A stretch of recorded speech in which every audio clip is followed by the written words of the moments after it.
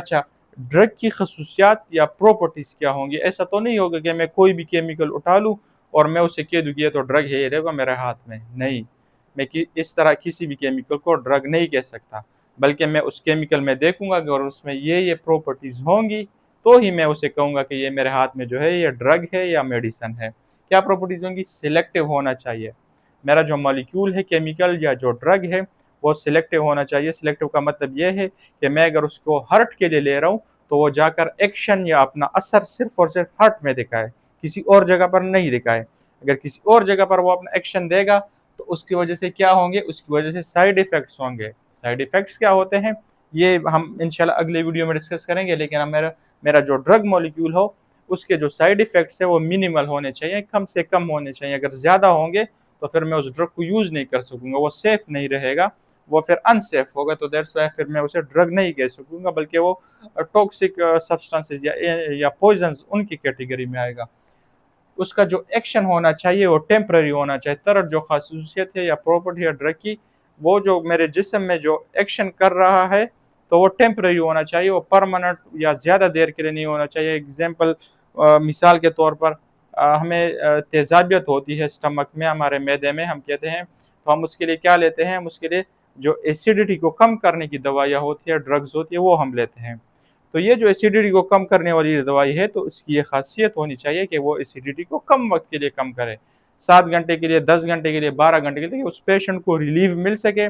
लेकिन drug molecule ऐसा ना करे कि 10 दिन के लिए, 12 या महीनों के लिए वो उस एसिडिटी को कम करके ही वो रखे। सही है?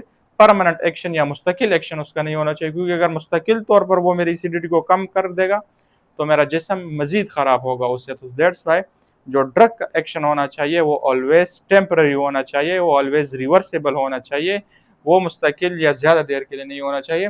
इसके अलावा ड्रग मॉलिक्यूल्स पोटेंट होने चाहिए। से पोटेंसी का क्या मतलब है? पोटेंसी का ये मतलब है कि मेरा मॉलिक्यूल जो होगा, वो लो डोज़ यानी कम मिकदार में बहुत ज़्यादा इफ़ेक्ट देने की सलाहियत रखता हो। हम देखते हैं ना आम दवाएँ या ड्रग्स 5 मिलीग्राम, 10 मिलीग्राम, 15 मिलीग्राम, तो ये क्या शो करती हैं कि ये मेरा जो मॉलिक्यूल है, ड्रग है, बहुत ज़्यादा पोटेंट है, इसलिए 5 मिलीग्राम जैसे लो डोज़ में भी वो मुझे ठीक करता है या ट्रीट करता है। तो ये ड्रग की ख़ासियत होनी चाहिए। ऐसा नहीं होना चाहिए कि मैं चमचों में भर-भर कर खाऊँ, सही है? क्योंकि उसके खाना भी मुश्किल होता है, फिर एडमिनिस्ट्रेशन उसकी मुश्किल होगी, तो उसकी पोटेंसी फिर नहीं होगी। तो इसलिए ड्रग उसी पोटेंट मॉलिक्यूल को हम बोलेंगे कि जो कम मिकदार में मेरे जिस्म में ज़्यादा से ज़्यादा इफ़ेक्ट देगा, सही है?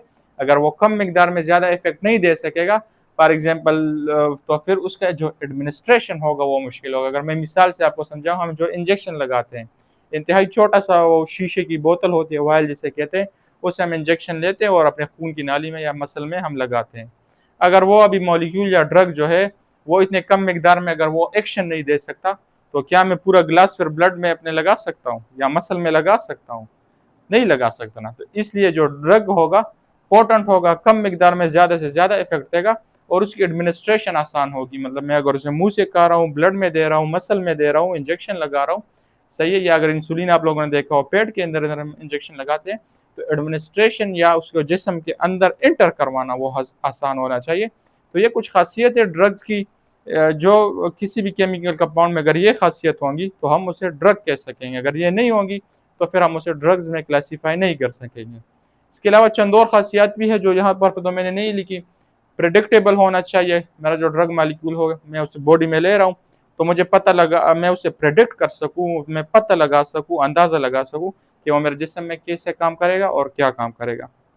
अफोर्डेबल होना चाहिए, सही है? अफोर्डेबल का मतलब ये है कि मेरा जो ड्रग मॉलिक्यूल है, वो बहुत ज़्यादा एक्सपेंसिव नहीं होना चाहिए, क्योंकि अगर वो बहुत ज़्यादा एक्सपेंसिव होगा, तो एक वास्ट मेजॉरिटी ऑफ पीपल, लोगों की एक कसीर तादाद उसे लेने से फिर क्या कहते हैं, वो उसे ले नहीं सकेंगे, सही है? इसके अलावा जो मेरा ड्रग मॉलिक्यूल है, तो वो नेचर में या लेबॉरेटरी में अगर मैं उसे बनाऊँ या अगर मैं कुदरती ज़राए से उसे हासिल करना चाहता हूँ, तो ये बहुत ज़्यादा या फ्री मिकदार में अवेलेबल होना चाहिए।